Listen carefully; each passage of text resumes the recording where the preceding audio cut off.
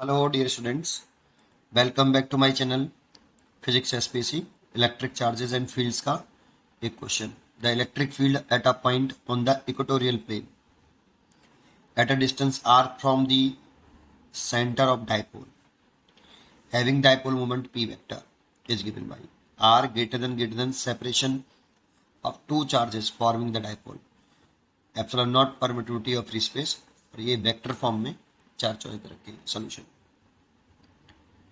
देखो एक electric dipole का पहले एक डायग्राम बनाए. एक इलेक्ट्रिक डाइपोल बनाए पहले माइनस के क्यू और ये प्लस के क्यू. ये इसका मिड पॉइंट, ये टोटल सेपरेशन 12 और ये इसका मिड पॉइंट है, इसलिए ये सेपरेशन है. और ये इसकी डाइपोल की एक्सेस, इसे एक्सेस ऑफ डाइपोल बोलते हैं. और डाइपोल मोमेंट की जो डायरेक्शन होती है वो negative charge to positive charge होती है. डाइपोल मोमेंट जो पी होता है इसकी direction negative charge to positive charge है. ये वेक्टर क्वांटिटी है और नेगेटिव टू पॉजिटिव है. डाइपोल एक्सेस के परपेंडिकुलर और सेंटर से पास होने वाली लाइन को इक्वेटोरियल लाइन बोलते हैं. ये आपकी इक्वेटोरियल लाइन है. इक्वेटोरियल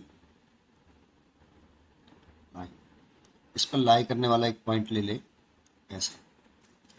इस जगह पर जब हम इलेक्ट्रिक फील्ड निकालते हैं due to this electric dipole, जो इसके सेंटर से कितनी दूरी पर है, आध दूरी पर है, at a distance r from the centre of the dipole.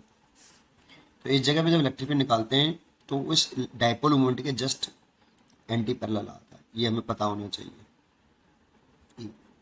Equatorial plane में एंटी पैरेलल होता है. ठीक, इसका जो मैग्नीट्यूड होता है इस इलेक्ट्रिक फील्ड का, magnitude of electric field, magnitude of electric field equatorial plane में बता रहा हूँ. ये E इक्वल टू होता है 1/4 pi epsilon nought P over R square plus L square की पावर 3/2. ये मैग्नीट्यूड होता है बेटा. ये वाला फॉर्मूला बहुत कम लोग याद करते हैं लेकिन करना चाहिए. अब इसमें कंडीशन दे रखी है कि जो R है वो separation of two charges forming the dipole. So R बहुत बड़ा है 12 से, दोनों चार्जेस के जो बीच की सेपरेशन है 12 उससे बहुत ज़्यादा है. इसीलिए R स्क्वायर बहुत बड़ा होगा as compared to L square के. इसीलिए L स्क्वायर को हम क्या कर सकते हैं, नेगलेक्ट कर सकते हैं. ये हमें दे रखा है बेटा. अगर L स्क्वायर इसमें से छोड़ दें तो E का जो मैग्नीट्यूड आ जाएगा वो कितना होगा. तो देखो L स्क्वायर अगर छोड़ दें इसमें से तो R की पावर 2 से तो 2 कैंसिल हो जाएगी तो 3 है. तो 1/4 pi epsilon nought P over R cube आ जाएगा. ये मैग्नीट्यूड है. ये क्या है, मैग्नीट्यूड. वेक्टर फॉर्म में अगर इसे लिखना है तो यूनिट वेक्टर का फॉर्मूला लगाएंगे हम. किसका, यूनिट वेक्टर का. अब इसमें यूनिट वेक्टर का अगर फॉर्मूला लगाएं तो अगर मैं यहाँ लिखूं E वेक्टर, तो इस जगह पर E वेक्टर लिखा है तो इस जगह पर E वेक्टर का मैग्नीट्यूड आएगा और साथ में एक यूनिट वेक्टर आता है. और इस वेक्टर का अगर यहाँ पर जो भी वेक्टर है उसका मैग्नीट्यूड लिखिए और साथ में यूनिट वेक्टर का मल्टीप्लाई करिए. बट इंपॉर्टेंट कंसेप्ट ये है कि इन दोनों की डायरेक्शन का कंसेप्ट है कि कोई सा भी यूनिट वेक्टर लिख लो उसका मैग्नीट्यूड तो 1 ही होता है.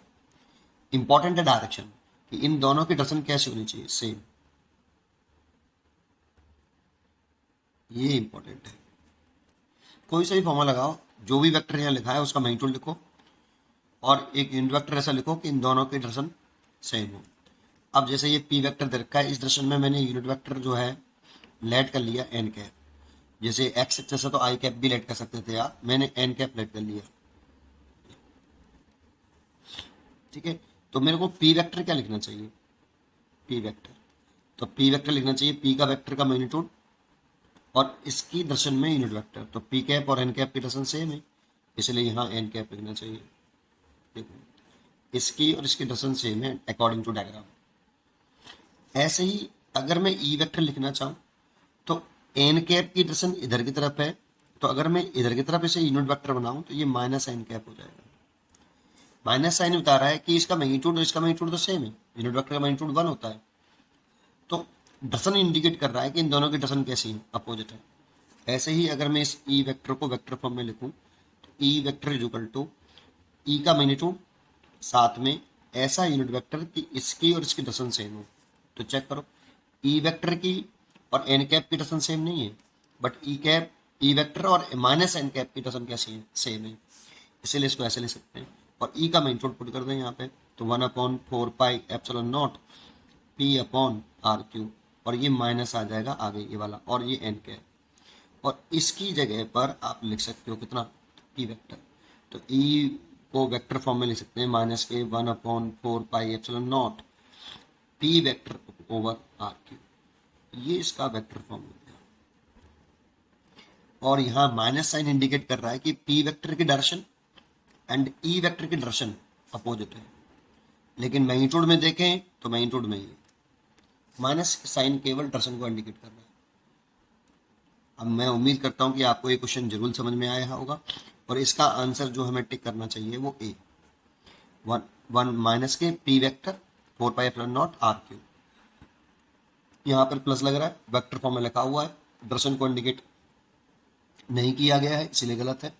और ये एक्सियल पोजीशन की कंडीशन है, और यहाँ पे तो आर स्क्वायर कर दिया है, देख रहे हैं, जबकि होता आर क्यू है। ऐसा लग रहा है कि ये और ये सही एक जैसा, इसमें गड़बड़ मत कर देना, यहाँ आर क्यू होता है। ठीक है, उम्मीद करता हूँ कि आपको ये जरूर समझ में आया होगा। पढ़ते रहिए और खुश रहिए। Thank you.